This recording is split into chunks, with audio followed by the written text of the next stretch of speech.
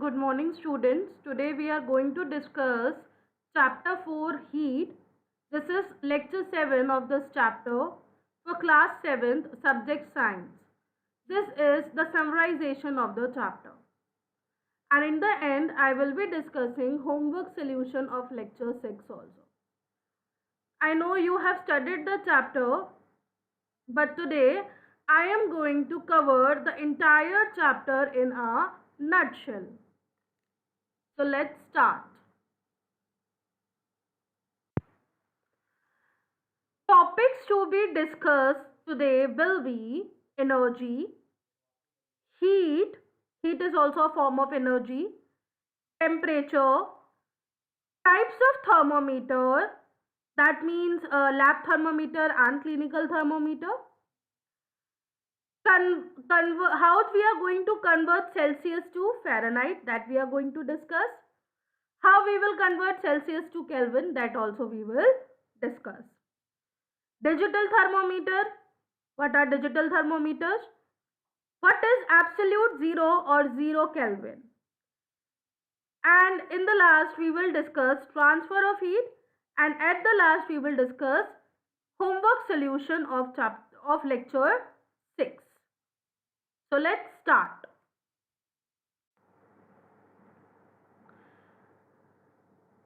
Before starting the chapter, I just want to introduce you with energy, because heat is a form of energy. Energy is the capacity or ability to do work. Okay. So the SI unit of energy is joule. It stands with capital J. And when we will talk about heat, heat is a form of energy. So the SI unit of energy, heat energy will also be joule.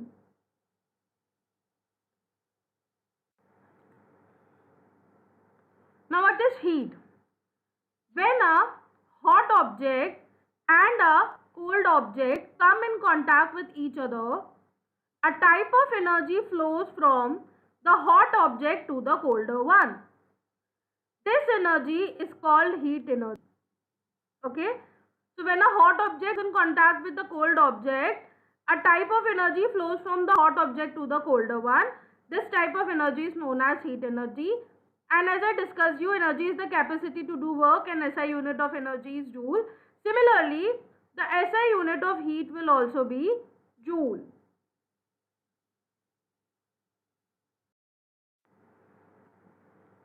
Now what is temperature? Temperature is the measure of heat in the body. So but like we are going to measure heat with some kind of temperature, right? As I told you that you cannot measure, you cannot rely on your hands for telling the temperature, and we have done an activity also for that. Similarly, we can measure the degree of hotness with the temperature. And what is temperature? Temperature is the measure of heat in the body. It identifies the body as hot or cold. So the SI unit to measure the temperature is Kelvin, stands for capital K. Okay. And the instrument which is used for measuring the temperature is a thermometer. So the instrument by which we measure the temperature is known as a thermometer.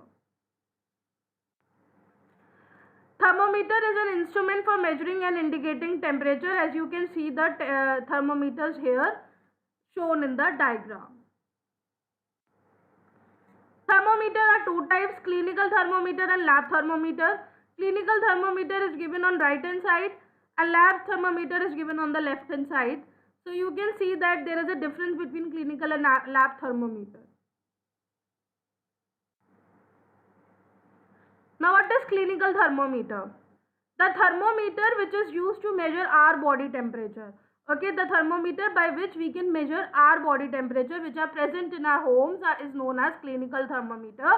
Previously these clinical thermometers were coming in the glass form. Nowadays we have different type of thermometers that we will discuss later on. So it has only narrow, what is the structure of the clinical thermometer? It is made up of glass and it has a narrow tube, glass tube, which has a bulb on one hand. As you can see in the diagram also, there is a bulb on the one hand, and there is a clinical, there is a narrow glass tube, as you can see in the figure, right? So it has a narrow glass tube which has a bulb on one end. This bulb contains what? It contains mercury.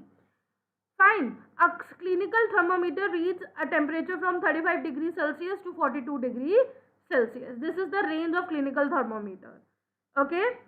Because our body temperature lies from 35 to 42. Maximum 42, minimum 35. That's why this range is fixed.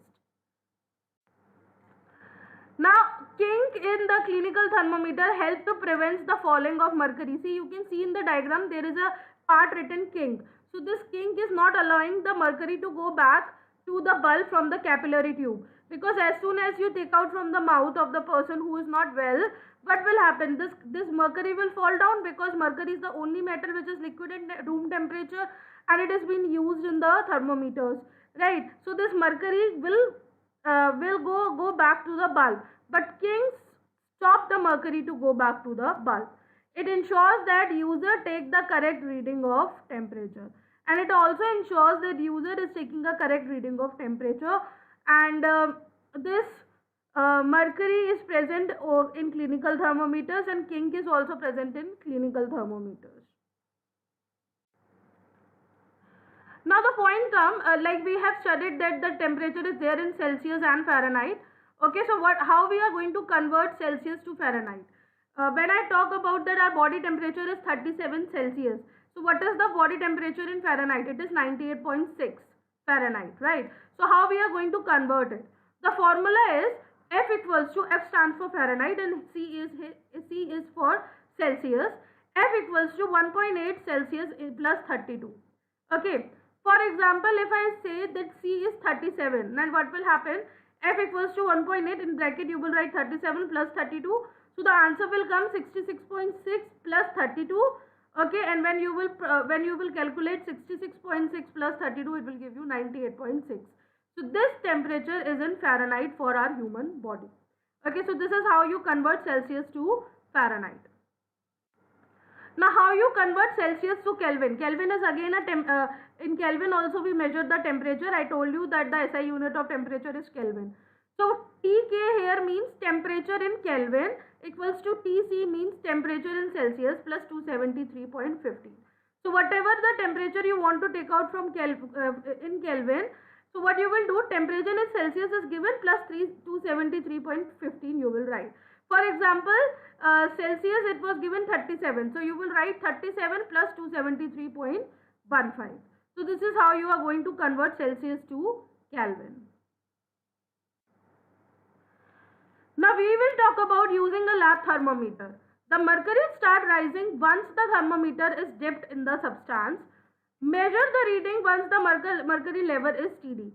See, when we are using a lab thermometer, we need to make an arrangement like this. It is shown in the figure, or you can do some other kind of arrangement also. But you should know that the thermometer bulb should be surrounded by the water if you are measuring the temperature of water. Or if you are measuring the temperature of some other substance, this bulb should be surrounded from that particular substance from all the sides. Then only the reading will come. And you need to keep the thermometer also straight. Otherwise, the reading will not be appropriate. Okay, as soon as you will take out the thermometer out from the substance, the mercury will fall down and you cannot measure the temperature. So you need to measure the temperature when it is there inside the beaker and it is covered with the substance. Fine, because there is no kink present in laboratory thermometer. Okay, so note, as soon as we take out the lab thermometer out of the water, the level of mercury begins to fall. What is the reason behind this? The reason behind this, there is no kink present in lab thermometer, whereas the kink is present in clinical thermometer. Fine. Next is digital thermometer. Normally, mostly mercury thermometers which use a liquid metal called mercury for their working. Mercury is a toxic substance. Okay, it is a poisonous substance, and if in any of breakdown, we should not touch mercury, and we need adult guidance for throwing or disposing of that particular thermometer, and thus it is very difficult to dispose of safely if a thermometer breaks. Fine. This is the picture of digital thermometer. You must have seen in your homes also if you have that.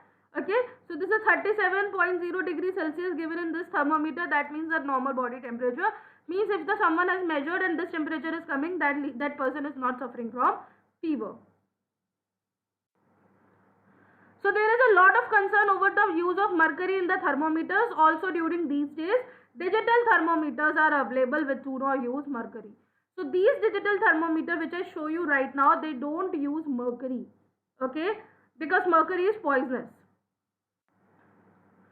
Now we will talk about absolute 0 or 0 Kelvin. Now what is absolute 0 or 0 Kelvin temperature? It is the lowest temperature possible. Okay, at this temperature there is no motion and no heat. Fine, there is no motion, means no motion of the particle, and there is no heat of the particle.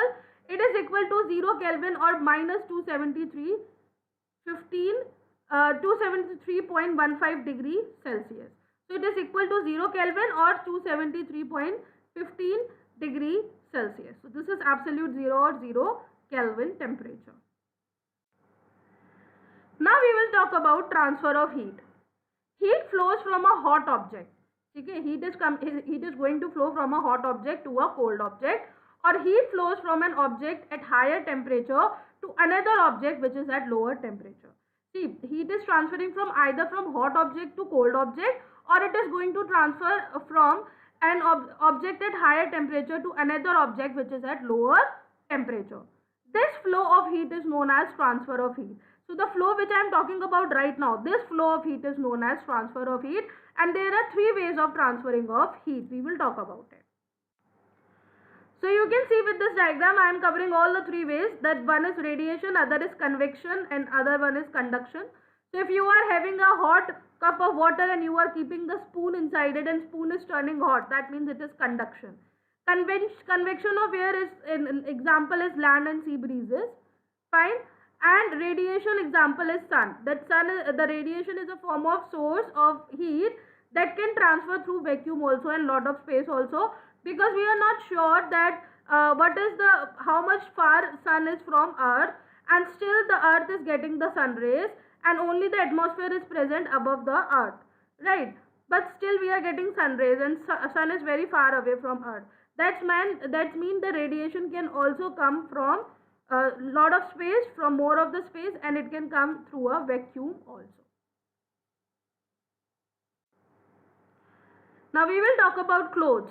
During hot summer days, people prefer to wear white clothes or light colored clothes, because light colored clothes absorb less heat from the sun and hence keep us cool and comfortable in hot weather, while in the cold winter days, people prefer to wear dark color clothes, because the dark color clothes absorb more heat rays from the sun and keep us warm in winter season. See, clothes is depending on temperature to temperature.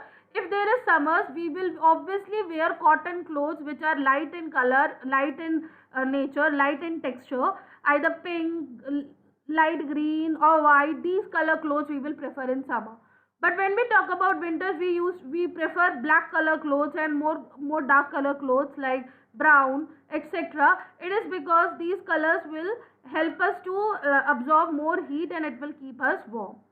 Fine. So the color of clothes is it is because of the seasons also. They depend, because it absorbs the heat if the color is dark, and it do not absorb the heat if the color is light. So homework is to solve assignment 1. The first assignment of this chapter I have updated on www.edcock.com. You can log in there and see your assignment there. Every day the homework is updated there also, and today assignment has been updated there. Fine. Now I am going to discuss homework solution of lecture 6.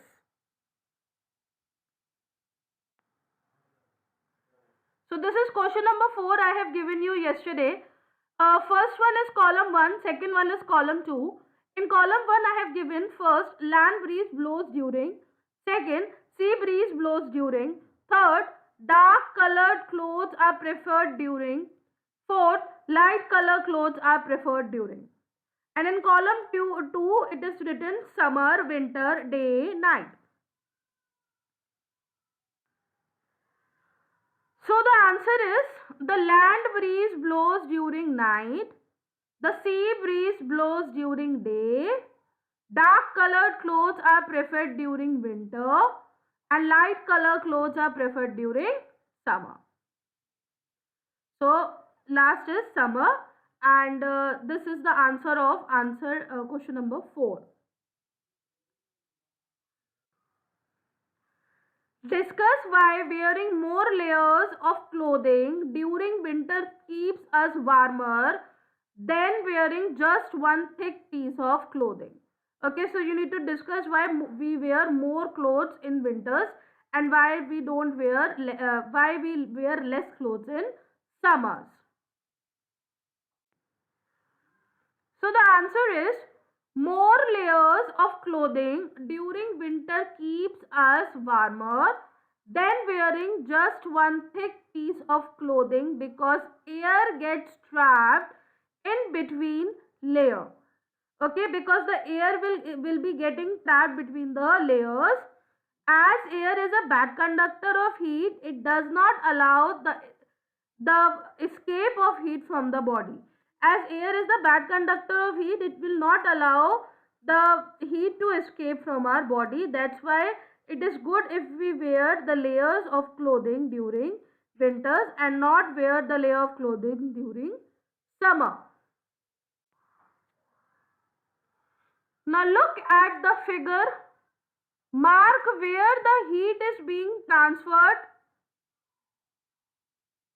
by conduction, by convection, and by radiation.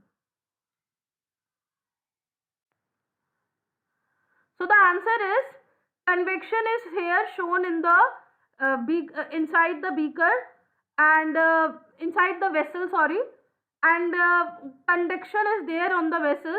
Convection is inside the water of the vessel, and radiation is coming from the rays of this fire. Fine. So this is how convection, radiation and conduction is occurring. Radiation will be there with the vessel also because vessel will be secreting some kind of heat. For example, if we are standing in front of fire, then we also become warm because of radiation. Now, stainless steel pans are usually provided with copper bottoms. See, stainless steel pans have a copper bottom. The reason for this could be that copper bottom makes the pan more durable. Such pans appear colorful. Next is copper is a better conductor of heat than stainless steel. Last is copper is easier to clean than the stainless steel.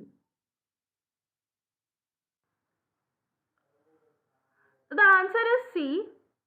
Copper is a better conductor of heat than the stainless steel because copper can heat early as compared to stainless steel. Fine. This copper can heat early as compared to stainless steel. That's why the use of utensil having copper bottom require less time for cooking.